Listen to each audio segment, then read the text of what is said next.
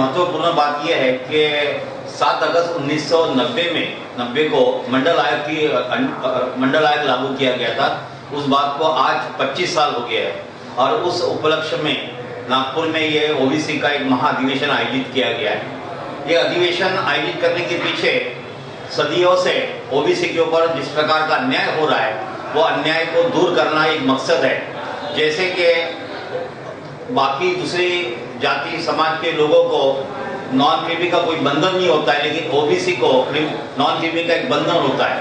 महाराष्ट्र शासन ने कल परसों इस प्रकार का एक डिसीजन जारी किया है कि 6 लाख की उसकी मर्यादा की, ये बहुत अच्छी बात है।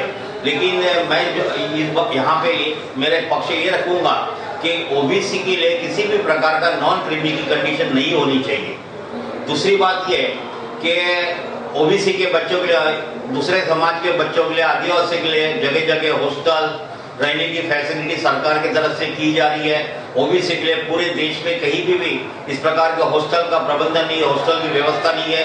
और ओबीसी का समाज ज्यादातर काश्तकारों का है। काश्तकारों के फार्मर्स के बच्चे शहर में आते हैं, उनके रहने की किसी प्रकार की व्यवस्था नहीं होती है।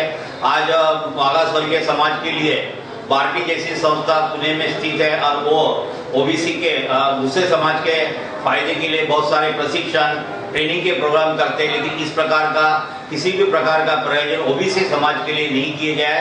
आज इस अधिवेशन के नाते मैं यही डिमांड करूंगा कि ओबीसी के लिए ये जो नॉन क्रीमी की कंडीशन है ये पूरी तरीके से हटा दी जाए और सभी प्रकार के ओबीसीओ को आरक्षण का फायदा मिलना चाहिए।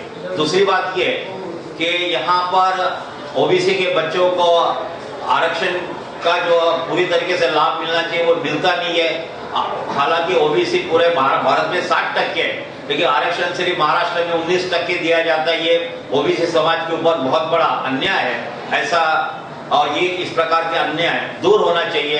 यही इस अधिवेशन की मांग है।